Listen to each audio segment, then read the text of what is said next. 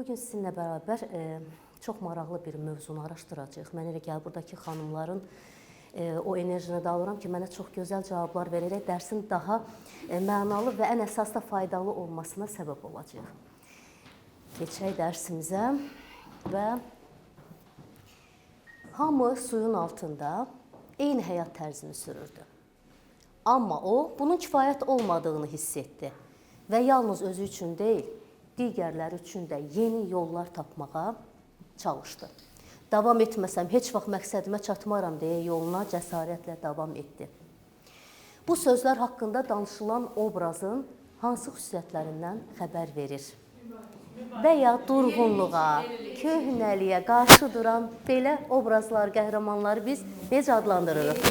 Yenilikçi. Yenilikçini başqa novator da adlandırırıq və biz hamımız bilirik ki, bu yenilikçiliyi, novatorluq təkcə ədəbiyyatda deyil, eyni zamanda incəsənətin müxtəlif sahələrində də olur. Və yenilikçilər işə başlayan zaman bir yeniliklə, yeniliyi irəli təqdim edən zaman ümumiyyətlə, bunlar onun üçün çox rahat olurmu? Və nəyə lazımdır? Nəyə lazımdır bu yenilik? Oturmuşuq da gül kimi özümüz üçün. Dədəmizin, babamızın, əcdadlarımızın qoyduğu qayda qanunla yaşayırıq. Bizə lazımdır o yenilik ki, başımızda ağrısın. Necə olur? Demək istəyirsiniz ki, dövründən ayaqlaşmaq üçün yeniliyə mütləq ehtiyacı var. İnkişafa gətirib çıxardır. Başqa kimin nə fikir var? Yeniliyi bizim nəyimizə lazımdır? Monoton həyatdan Bəli. Yaşı cavan saxlayır, hətta onu bilin ki, yenilikçi insanın həmişə yaşı cavan qalır. Aha. Ümumiyyətlə bu yenilik istər ədəbiyyatda olsun, istər incəsənətdə olsun, başlayan zaman hər dəfə demək olar ki, maneələrlə qarşılaşır. Bu maneəni törədən toplumu biz necə adlandırırıq? Kütlə. Yox, kütlə şey deyil. Kütlə necə kütlədir onlar? Yaxşı, cəhalət dedi, cahil dedi, köhnə fikirli dedi. Biz buna biraz müsbət tərəfindən baxsaq. Bu yeniliyə qarşı duran insanları necə adlandırır? Mühafizəkarlar, başqa Məcazi mətəbimizə yatmışlar, hamımız yıxdı sürüdüz. Halbuki bizim dədə-babalarımız da və ya ədəbiyyatda bir formalaşan bir baza olur da. O bazanın sahibləri kimlər olurlar? Ənənəçilər, sağ ol. Buyurun. Deyir, yeniliyə qarşı olmaq lazım deyil. Ancaq o yenilik ki, köhnə ənənələr üzərində qurulur. O halda daha möhkəm olar, o halda daha özülü möhkəm olar və inkişaf edir. Unutmamaq şərti ilə. Bilsə, heç kimi incidə bilməz. Yəni, tarixən, ümumiyyətlə, ədəbiyyatımızda da görürük ki, bəzi yenilikləri yaradan insanlar bir müddət qəbul eləmirlər. Bunu biz ədəbiyyatda yaxşı mənada yanaşaq. Klassiklər deyirik. Klassiklər hələm-hələm yenilikçiləri qəbul eləmirlər. Bir müddət onlara qarşı hətta mübarizə də aparırlar, onlara mane olmağa da çalışırlar. Bu musiqidə də belədir. Məsələn, caz təzə yarananda bilirdiniz ki, onu uzun müddət qəbul eləməyənlər oldu. Hətta bəli, sərbəst şeiri hələm-hələm qəbul eləmədilər. Və yaxud Vaqif yenilikçilik eləyəndə, sadəliyi, xəlqiliyi gətirəndə onu səviyyəcə aşağı bildilər və s. Bir çox zamanlar biz yenilikçi olaraq bir işə qalxışanda belə bir maneələrlə rast gəlirik. Bu maneəni yaradanlar həm şaxsızmı olurlar? Yox. Bu ənənəçilər deyək və yaxud klassiklər deyək. Onların əsası nədir? Niyə qəbul eləmək istəmirlər bu yeniliyi yaradanları? Olar, başqa? Özlərinin məsələn, klassikləri çox sevirik də və ya başqa bir işdə də o klassikdirsə, onun öz yerinin tərpənilməyinə Eynən, illərlə, uzun bir müddət yaramış standart, sabit bir forma olur. Hər kəs onu öyrəşir, hamı üçün xoş olur. Bu bizim adət-ənənələrimizlə də bağlı olan məsələlərdirlər. Həm ədəbiyyatın, hər bir şeylə. İllərlə gələn bir standart formamız var. Amma sağ olun. Eynən.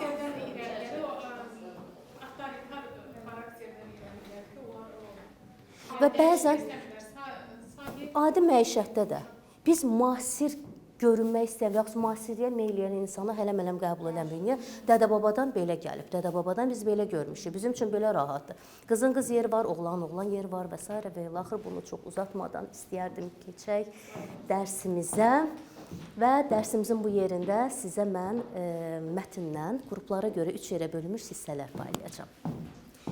Həmin hissələri İçinizdən seçdiyiniz bir nəfər bizə ucadan oxusun. Zəhmət olmasa bunu.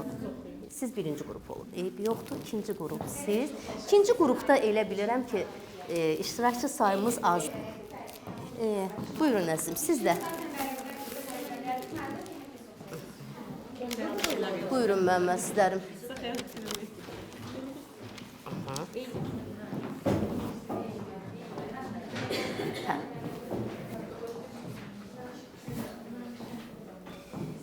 Bugünkü dərsimiz ətrafında olan illərlə, əsrlərlə hökm sürən, baş verən hadisələrə qarşı çıxıb yenilik yaradan balaca, amma əslində ürəyi böyük bir varlığa aiddir.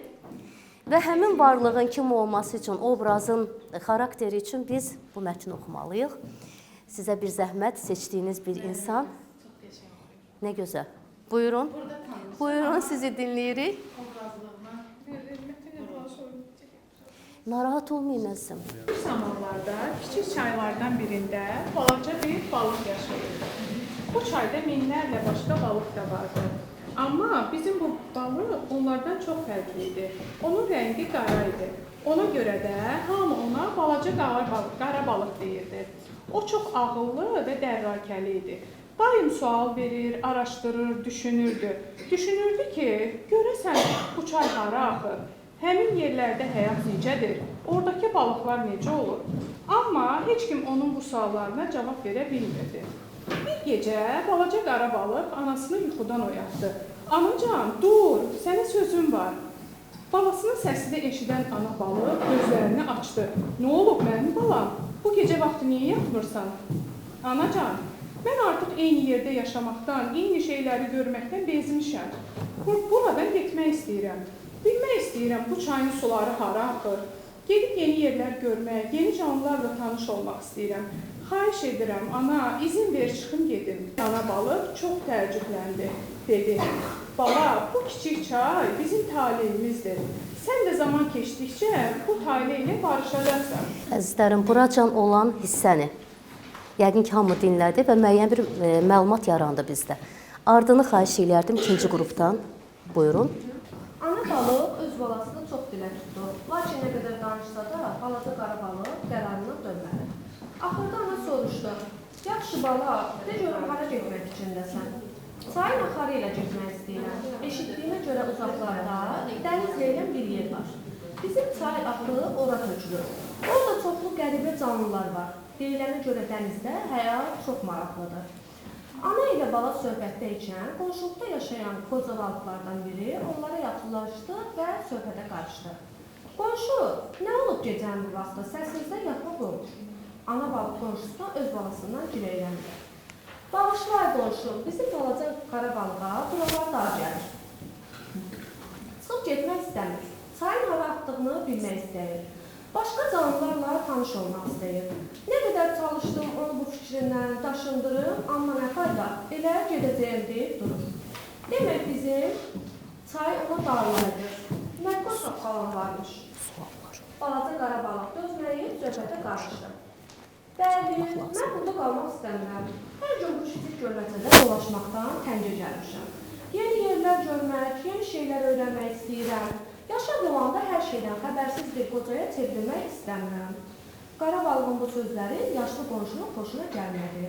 Ona elə gəldi ki, bu balaca balıq onu təhqir edir. Anasına dedi. Məncə kimsə onu yoldan çıxarır, ağlına gələni danışır. Səs-küyə gələn başqa balıqlar da dilləndilər. Onun ağlı çaşıb. Yəqin ki, bu ilbizin işidir. Heç də elə deyil, deyə balaca qara balıq qışqırdı. İlbiz mənim dostumdur. Necə? Sən ilbizlə dostluq edirsən? Balıqlar təəccübləndilər. Heç balıq da ilbizlə dostluq edər? Burada nə var ki, sizcə balıqlar yalnız balıqlarla dostluq edə bilər? Əgər yadınızdadırsa, mənim bacı qardaşlarımı ilbizlər yox, böyük balıqlar yeyiblər. Balaca qara balığın bu sözləri bir çox yaşlı balıqları lap hövsələdən çıxardı. Onlar yerbəyerdən qışqırdılar. Sən bir buna bax, bizə ağıl öyrədir, özündən razı dikbaş. Balıqlar qorxunc görkəm alıb, balaca qara balığın üzərinə cumdular. Bu zaman Ana balıq onların qarşısını kəsdi. Qoymaram balama toxunasınız. Balaca qara balığı sevən hər kəs dil töküb onu fikrindən daşındırmaq istəyirdi. Lakin onun qərarı qəti idi. Nə olursa olsun gedəcəkdi. Bu yerləri tərk edəcəkdi. Yola çıxmaq vaxtı gəlib çatdı. Balaca qara balıq dostları ilə görüşüb vidalaşdı. Anası artıq onu yoldan saxlamaq üçün heç nə söyləmirdi. Sözü qurtarmışdı. Qara balıq ayrılanda dedi, sizdən ayrıldığım üçün mən də çox üzgünəm. Ümid eləyirəm, nə vaxtsa bu yerlərə dönəcəyəm. Bunu deyib, balaca qara balıq yuxarıya, çayın yox axan yerinə qalxdı. Köpüklərin arasında gözdən itdi.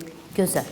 Təşəkkürlər obrazlı oxuduğunuz üçün və anlayışlı şəkildə mətni hər kəsə çatdırdığınız üçün təşəkkürlər. İndi əzizlərim keçəcəyik tapşırığa. Balaca qara balığın səfəri uşaqları hansı dərin həyat dərsini ötürür? Aha. Bu bizim tədqiqat sualımızdır. Mən indi sizin tapşırıqlarınızı verəcəm. Həmin tapşırıqlar əsasında verdiyiniz cavablardan sonra biz baxıb görəcəyik bu tədqiqat sualına nə qədər düzgün və ətraflı cavablandıra bilirik. Sadəcə biraz anlaşılmazlıq olub xanımlar, belə bir şey eləyəcəyik. Birinci qrupun sualını olarmı birimiz A4 vərəqinə bunu çıxartmağı unutublar? Hə, ola bilər. Deməli, ikinci tapşırıq hamıda eynidir. Sizdən eyni zamanda yaradıcılıq da istəniləcək. Yəni, içimizdə elə insanlar var ki, danışığı biraz, belə deyək, ya utancaqlıqdan ya və başqa səbəblərdən danışmaq istəmirlər. Onların da öz tapşırığı olacaq. Deməli, birinci qrupumuzun sualı budur. Birinci hissəyə daha çox uyğundur bu sual. Əsərin cəmiyyəti ötürdüyü ən vacib mesaj hansıdır? Əslində, bütövlükdə əsərin özünü əhatə edir, ancaq birinci hissəni də oxuyanlar bunu cavablandıra bilərlər. İkinci tapşırıq hər kəsdə eynidir. İkinci qrupun sualı, balaca qara balıq kimləri və ya nəyi təmsil edir? Budur. İkinci olduğu kimi də qalacaq və üçüncü qrupun sualları. Ənənəçilik və novatorluq əsərdə necə? Çıxartdınız müəllimə? Çox gözəl. Zəhmət olmasa paylayın. Hə. Deməli, xanımlar, sualı tapşırığı yerinə yetirməzdən öncə bir dəqiqə zəhmət olmasa hamı mənə qulaq assın. Tapşırığa keçməzdən öncə bir vəzifə bölgüsü aparmaq üçün sizə 2 dəqiqə vaxt verirəm. Kim yazacaq, kim şəkil çəkəcək, kim o yazdığını şeirlə, atalar sözü ilə və s. ilə, kimsə söhbət mesajdan gedir, yəni yanlış, bizə balaca qara balığın şəklini çəkmək lazım deyil. Əsərin mesajını əks etdirən şəkil, şeir və ya atalar sözünü. Fərqi yoxdur, özünüzdən də quraşdıra bilərsiniz. Kiminsə hər hansı bir əsərindən də nümunə göstərə bilərsiniz. Bir vəzifə bölgüsünü aparın.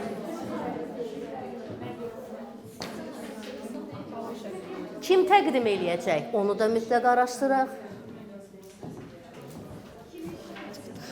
Buna çox qalmışıq. Neçə dəqiqə qalmışıq? 20-də yeməyə getməklər, 25-də gedərlər. Demək 29 dəqiqəmiz var. Sən müdarsan. Hazırıq. Xanımlar, mənə elə gəlir 5 dəqiqə kifayət eləyəcək. Yox.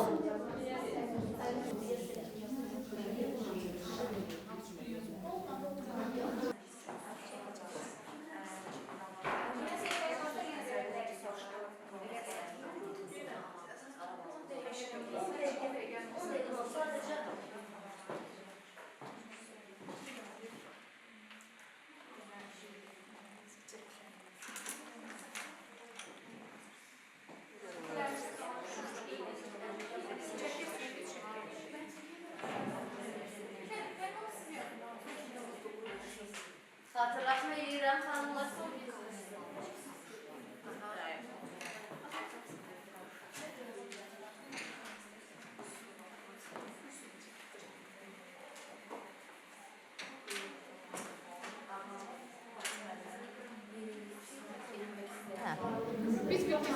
Əla, super. Birinci qrup bitdi. Və salam, bitdi xanımlar. Xanımlar, bitdi. Vaxtımız bitdi. Çox təəssüf olsun. Könül istəyərdi daha çox çəksin, amma siz digər dərsə də gedəcəksiniz, inteqrasiya var deyə. Ona görə məcburam sizi burada saxlayım. Eybi yoxdur, nə yazmısınız? Obrazlar da deyə bilərik. Ürəyiniz nə istəyir? O sizin fantaziyavızın, o sizin istəklərinizin bəhrəsidir. İkinci sizin bonusumuzdur. Yox. Bəli. Eyni iş orasında da biz qiymətləndirmə aparmayacaq təbii ki, amma qiymətləndirmə aparsaydı bu bonus qiyməti olacaqdı. Beləliklə təqdimatların dinlənilməsinə başlayaq. Uşaqlar başladıq. 5 dəqiqəyi yekunlaşdırmalıyıq. Başlayıq.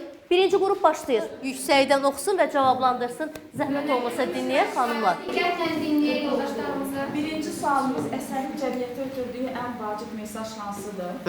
Azad düşüncə və müstəqil qərar, cəsarət və risk etmək, ədalət uğrunda mübarizə, ilham və liderlik.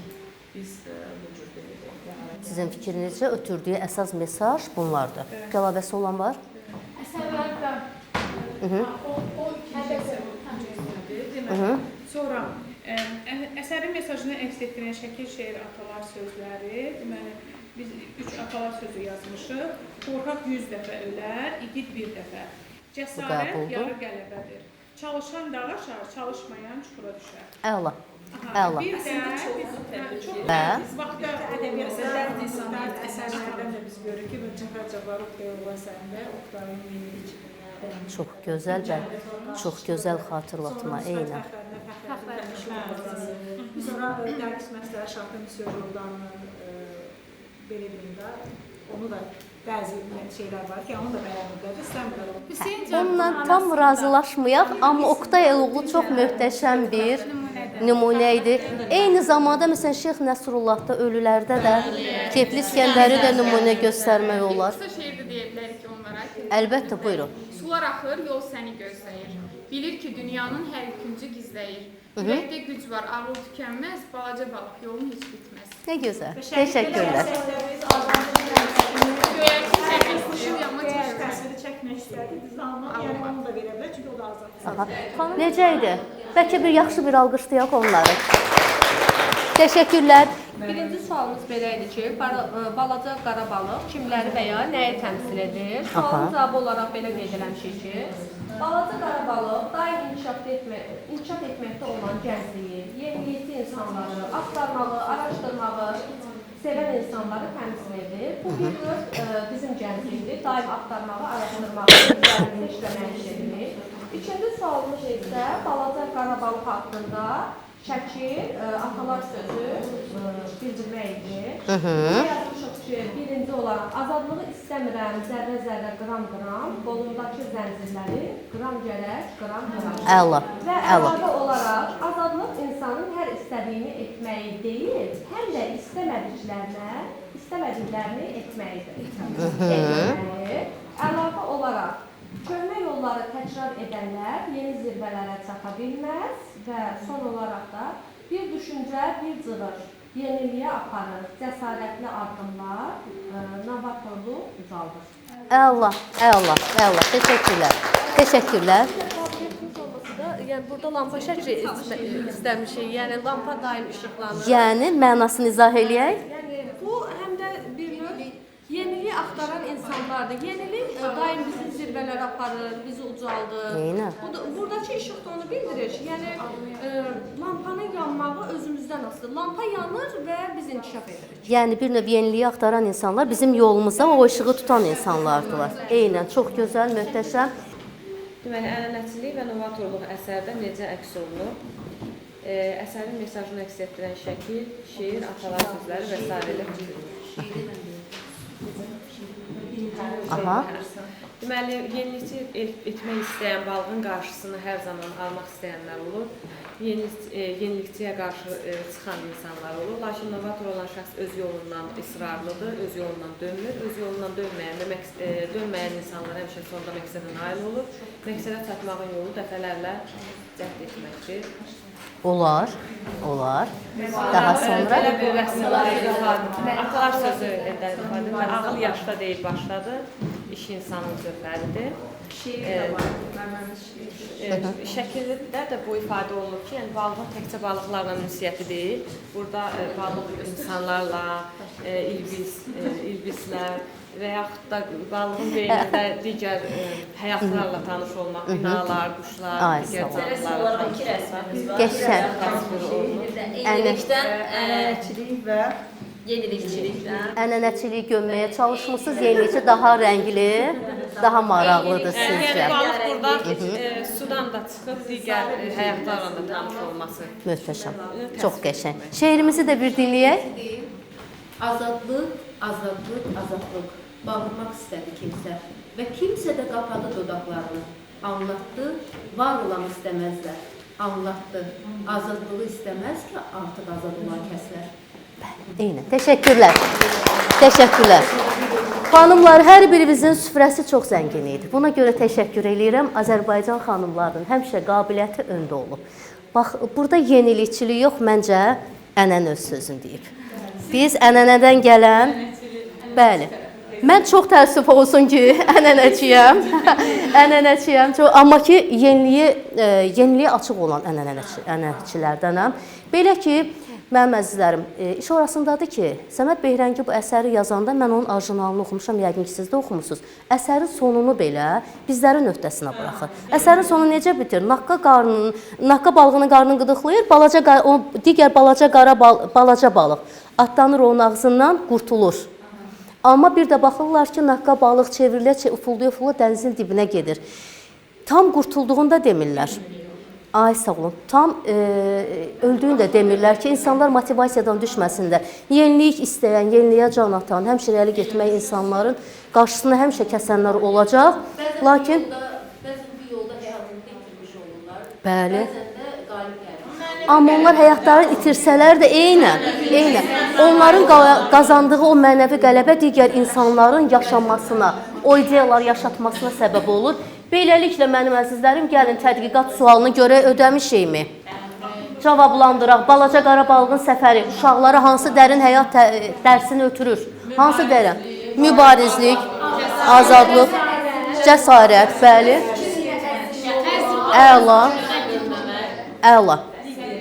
Bir şeyi əgər qarşısına məqsəd kimi qoymuşsa insan mütləq, özü də deyir ki, mən dayansam məqsədimə çatmarım. O özü getdi və ardınca ola bilsin onun geridə qalan qohum əqrəbası adlanan o varlıqlar onun başına gələnləri bilmədilər. Amma ən azı bir stimul oldu orada. Bir neçə balıq hər dəfə onun elədiyi cəhdi eləsə bunların sayı artacaq, yeniliyin sayı artacaq. Yenilik də hər zaman, belə deyək, çox gözəl, işıqlı sabahlara aparır bizi. Təbii ki, biz ənənəmizi də yaddan çıxartmamalıyıq. Onu bir fon, bir baza kimi saxlayaraq onun üstünə yeniliklərlə müəyyən çiçəklər düzək. Yaxşı, ən gözəl bənzətmə. Çiçəklər düzürük. Bununla da mən sizə təşəkkür edirəm. Könül istəyərdi biraz da uzadaq, amma mən indi sözü verəcəm texnologiya müəlliməmiz Vəfa Alışovaya. O da sizi texnologiya ilə bu mövzunun inteqrasiyasına kömək edəcək. Minnətdaram. Sağ olun. Təşəkkürlər. Sağ olun. Gördük, hörmətli təlim iştirakçıları.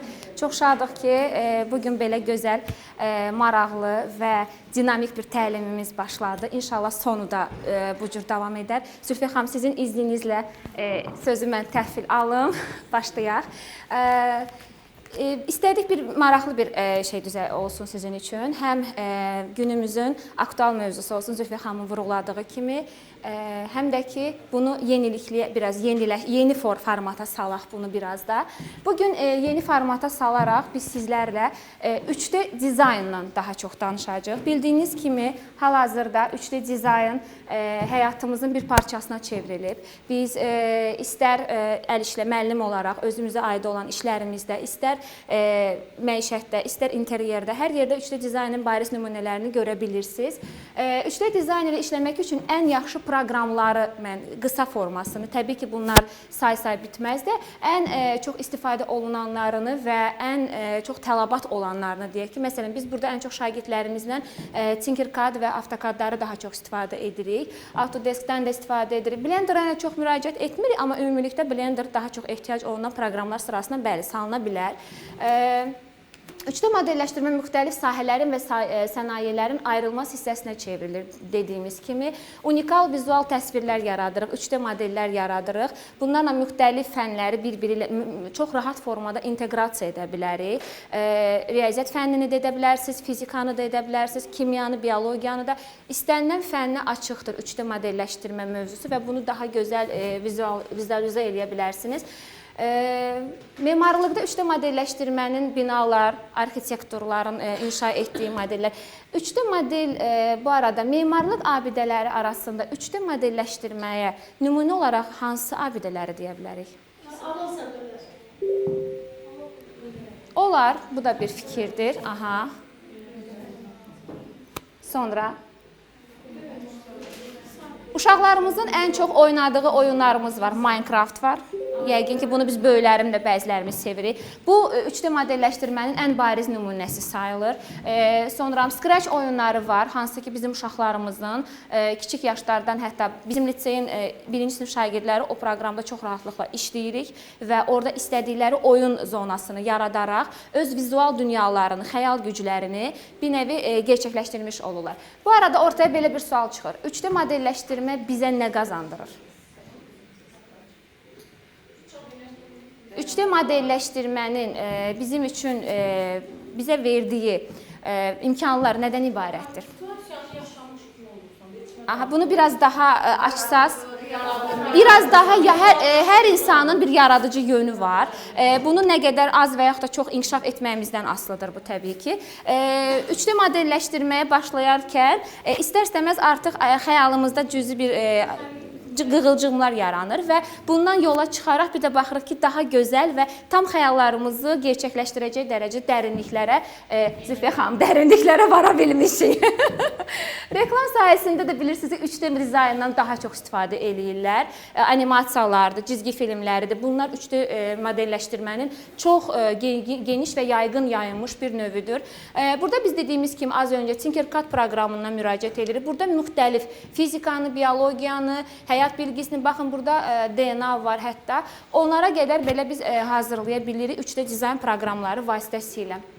Həmin bu proqrama girmək pulsuzdur. Sadəcə Google üzərindən yazdığınız təqdirdə sizdən tələb olunan bir tək mail adresinizdir və orada qeydiyyatdan keçməniz. Özünüzdə bir tək şəxsi kabinet açırsınız və hər zaman istənilən yerdən o şəxsi kabinetə daxil olub öz dizaynınızı, öz modelinizi gerçəkləşdirə bilirsiniz. Sadəcə Tinkercad adı altında yazıb daxil olursunuz. Dediyim kimi, açdığınız zaman səhifə sizə belə bir görüntü verəcək. Buradan işarələri tənzimləyəcəksiniz. Burada digər istəsəniz, zaten axtarış motorlarında Tinkercad modellərinin adını yazsanız, digər şəxslərin zaman-zaman işlədikləri databaza var orada. Hansı ki, o baza istədiyiniz materialı, sizə təcili bir model lazımdır və bunu etməyə təbii ki, zaman problemimiz var. O zaman hazır modeli oradan götürüb, bunun üzərindən çalışa bilərsiniz. Bu sizə heç də bir, yəni sizə böyük bir imkanlar yaradacaq. Amma özünüz yaratmaq istəsəniz, bunun ayrıca bir təlimi var ki, hansı ki, o xırdalıqları, detalları mən indi istəsəm belə burada yerləşdirə bilməyəcəm vaxt qısıtlığından. Bu da dediyim kimi həmən proqramımızın digər bir səhifəsidir ki, hansı ki etapları sizə anan göstərir. Burada da dediyim kimi riyaziyyat fənninə daha çox üstünlük verir. Biz burada bucaqlardan istifadə edirik, dönmə bucaqları, işarələrimiz var ki, hansı ki modelləri qurarkən bunlardan istifadə edirik. Bayaq adını çəkdiyim Blender proqramıdır ki, bu da hansı ki çox pulsuz proqramdır və 3D mənbələrin yenə də dediyim kimi vizualizə edilməsi üçün, modelləşdirilməsi üçün istifadə olunur. 3D Max bu da daha çox videoqrafların istifadə etdiyi bir 3D modelləşdirmədir. Hansı ki, məclislərdə, çəkilişlərdə xüsusi effektlər tələb olunduğu müddətdə 3D Max-a daha çox üstünlük verirlər. Belə, dediyim kimi, 3D animatorlar oyun animasyonları hazırlayırlar. Bunu yenə deyirəm, uşaqlarınıza çox rahat şəkildə Scratch proqramına daxil olaraq 3D modelləşdirmənin əsasının təməli orada başlayır. Oradan daxil olaraq uşaqlar öz virtual dünyalarını yarada bilirlər. İstədikləri oyun personajları qoyur, istədikləri məmulatları ora yerləşdirərək özləri üçün onları hərəkətə gətirib və özlərinin şəxsi oyununu yaradırlar və bu uşaqlarda da həm İKT-yə olan bacarıqlarını yaradır, həm də ki bir nəvi öz düşüncələrini daha aydın yaza bilirlər orada belə desək. Bura qədər təqdimat hissəmiz bura qədər idi və sizlər burada biraz öncə gördünüz bu 3D printerimizdir, hansı ki biraz əvvəl sizə bəhs etdiyim Tinkercad proqramı vasitəsilə biz işlədiyimiz zaman məhz Tinkercadda işlədiyiniz və hazırladığınız proyektləri siz rahatlıqla FlashForge proqramında hissələrə ayıraraq, sonra flaşkanızın yardımı ilə bura taxaraq bunun ekranında görürsünüz, canlandırırsınız və zaman-zaman onu burada yaddaşa da verə bilirsiniz və istədiyiniz modeli sizin neçə saata, nə qədər material sərfiyyatı gedəcəyini sizə burada ekranda göstərmək şərti ilə çap etməyə başlayır. Bugün isə sizlərlə mövzumuzu tam möhkəmləndirmək niyyətinə və daha da əhatəli hala gətirmək üçün 3D qələmlərdən istifadə edəcəksiniz. Hər biriniz balaca qara balıqları özünüz gördüyünüz tipdə, gördüyünüz şəkildə özünüz çəkəcəksiniz. Sonda təbii ki, bizə 3D printerdən çap olunmuş balaca qara balıq blokları Hədəf Lisey adından, bizim təlimimizin adından təlim iştirakçılarına hədiyyə olaraq paylanılacaq. Amma indi isə sizlərin hər birinizdən şəxsən özünüz üçün balaca qara balığı necə görürdünüz, necə canlandırmaq istəyərdiniz? Bəlkə Səməd Behrəngidən daha gözəl çəkmək istəyirsiniz. Buyurun, özəl qabiliyyətinizi göstərin.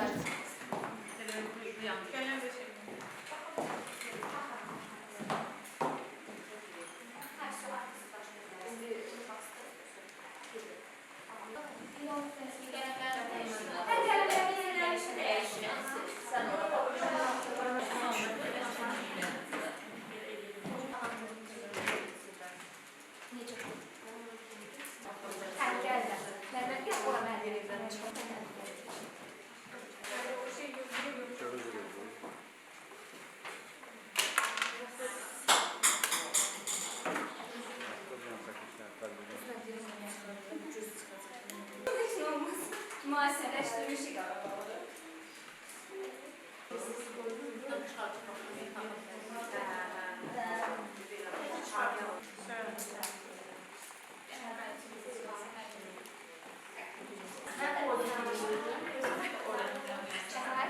Zəhmət olmasa bir fikrə bildirərdiniz. Biz sizin üçün bugün nə qədər öyrədici ola bildik? Faydalı ola bildiyimi. İndi hər kəs balıqlarını da götürsün, zəhmət olmasa.